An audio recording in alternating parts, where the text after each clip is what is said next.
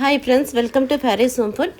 இன்றைக்கி வந்து டேஸ்டியான சுவையான எறா கிரேவி எப்படி செய்யலாம் சொல்லித்தரேன். இது ரொம்ப சிம்பிளாகவும் இருக்கும், ரொம்பவும் நல்லா டேஸ்ட்டாக இருக்கும். இது குழந்தைங்களுக்கு எறானா ரொம்பவும் பிடிக்கும்.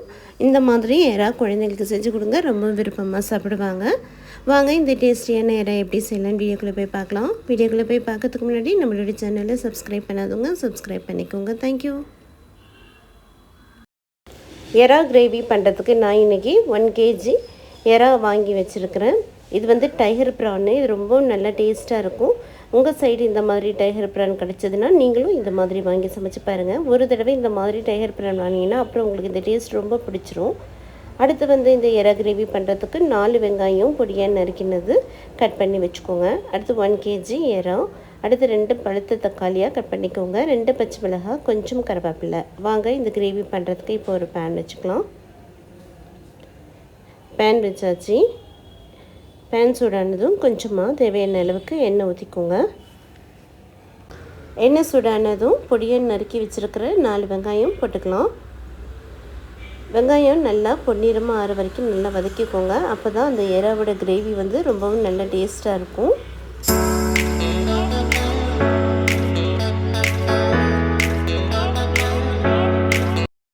கொஞ்சமாக கருவேப்பிலை போட்டுக்கோங்க. அடுத்து கீரி வச்சுருக்கிற 2 பச்சை மிளகாய் போட்டுக்கோங்க. போட்டு நல்லா வதக்கி விட்டுக்கோங்க. பாருங்கள், இந்த அளவுக்கு வெங்காயம் வந்து நல்லா பொன்னிறமாக வதங்கணும். இந்த அளவுக்கு பொன்னிறமாக வதங்கினா எறா வந்து ரொம்ப நல்லா டேஸ்ட்டாக இருக்கும். நம்ம எவ்வளோ வெங்காயம் போட்டோம் பாருங்கள், எவ்வளோ கொஞ்சோண்டு ஆகிடுச்சு. இப்போ நல்ல வெங்காயம் வதக்கியாச்சு. இப்போது நல்ல வெங்காயம் வதங்கினதும் 1/4 டீஸ்பூன் மஞ்சள் தூள் போட்டுக்கோங்க. மஞ்சள் தூள் போட்டு நல்லா வதக்கி விட்டுக்கோங்க. இப்போ நம்ம எடுத்து வச்சுருக்கிற 1 kg எறா போட்டுக்கலாம்.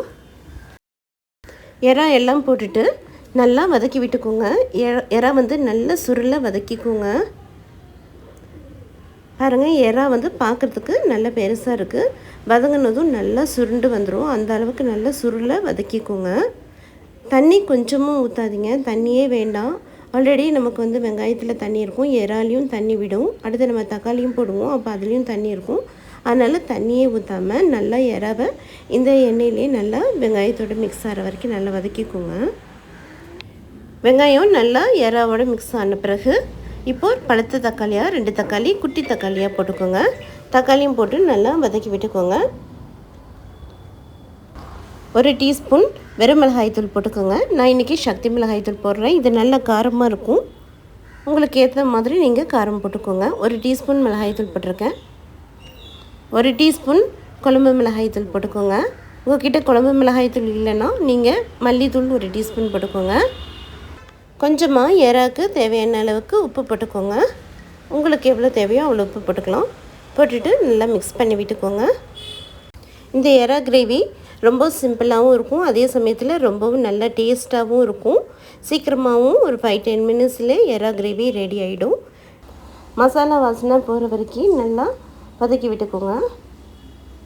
நல்லா மசாலா வாசனை போகிற வரைக்கும் வதக்கியாச்சு. இப்போ 5 மினிட்ஸ் அடுப்பு சிம்மில் வச்சு மூடி போட்டு விட்டுருங்க. 5 மினிட்ஸ் ஆகிடுச்சு. இப்போ ஓப்பன் பண்ணி பார்க்கலாம். வாவ், சூப்பராக நல்லா எறா கிரேவி பாருங்கள், சூப்பராக தண்ணியெல்லாம் நல்லா வற்றி எறா வந்து நல்லா வெந்திருக்கு. இப்போ நான் நான்ஸ்டிக் பாத்திரம் வச்சுருக்கிறதுனால அடிப்பிடிக்காமல் இருக்குது. நீங்கள் நார்மல் கடாயில் வச்சிங்கன்னா கொஞ்சம் அடிப்பிடிக்க வாய்ப்பு இருக்குது. கொஞ்சம் இடையில கிளறி கொடுத்துக்கோங்க. எறாவுக்கு சுத்தமாக தண்ணியே ஊற்றாமல் அந்த தக்காளி வெங்காயத்துலேயே நல்லா எறா நல்லா சுருளை வதங்கியாச்சு. தண்ணி ஊற்றி ரொம்ப வேக வச்சிங்கன்னா எறா ரப்பர் மாதிரி ஆகிடும். கடைசியாக ஒரு கொத்து கருவேப்பிலையும் போட்டு நல்லா கிளறி கொடுத்துட்டு ஸ்டவ் வந்து ஆஃப் பண்ணிக்கோங்க. நல்லா ஹை ஸ்பீடில் வச்சு கிளறி விட்டுக்கோங்க. இப்போ இந்த எறா கிரேவியை ஒரு பிளேட்டுக்கு மாற்றிக்கலாம். அவ்வளோதான், சூப்பராக டேஸ்டியாக எறா வந்து ரெடி ஆகிடுச்சு. இந்த எறா கிரேவி சாம்பார் சாதம், ரசம் சாதம், ஒயிட் ரைஸ்க்கு வச்சு சாப்பிட்றதுக்கு ரொம்ப அருமையாக இருக்கும். இதே போல் நான் சொன்ன அளவுகளோடு நீங்கள் செஞ்சு பாருங்கள், ரொம்பவும் நல்லா டேஸ்ட்டாக இருக்கும். செஞ்சு பார்த்துட்டு எப்படி இருக்குன்னு சொல்லுங்கள். இந்த வீடியோ பிடிச்சிருந்ததுன்னா லைக் பண்ணுங்கள், ஷேர் பண்ணுங்கள், சப்ஸ்கிரைப் பண்ணுங்கள். தேங்க்யூ ஃபார் வாட்சிங். பை.